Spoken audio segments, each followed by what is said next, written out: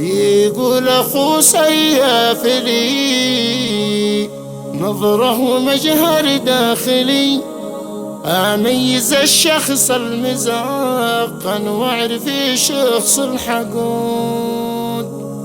أصحابي يتوب السلاج للهم فوق الباطل، وانكشرت ثانية بها ما عاد حصل وجود. هذه الشيلة من كلمات المندوب أبو صقر رضوان يحيى دحان السودي من أبناء مسور عمران أسفل عزلة التام، وهي هذه القصيدة تحكي وتعبر بما فيها أداء الشاعر أبو شهاب مطر.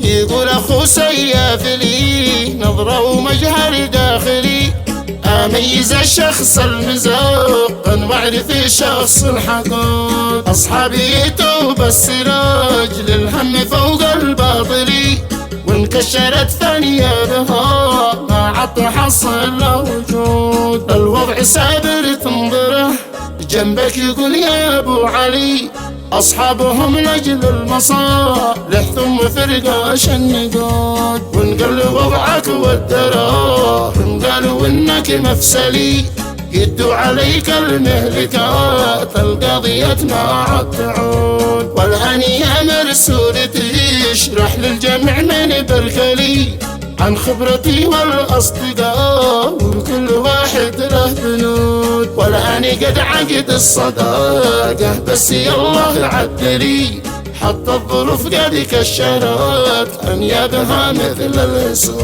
قالوا حياتك حين ما ليت كل أبوها مايلي، أيش السبب في يوميات غير وفاكم والعهود. عزي لصاحبها متاه فوق الجبال المعتلي، يبقى طباعه ما تغير في زمانه والجدود. دي مثل هذا نفتخر يبقى طباعه واصلي، ما هو من أمثال المصالح والمكايد والجحود. برق النشامة مرتفع ما هو للانذار نازلي، يبقى بروقه مرتفع حامي حماها والحدود. واهل الوجوه الزايفة الشعب منهم مبتلي، يالله دحنا من الأوغاد والشخص الحسود. أهل الطمع وقت الطمع تلقاه صف الأولي، وإن قلت فزعه ما تشوف غير الخباير والسدود. يبقى طباعي كالجبل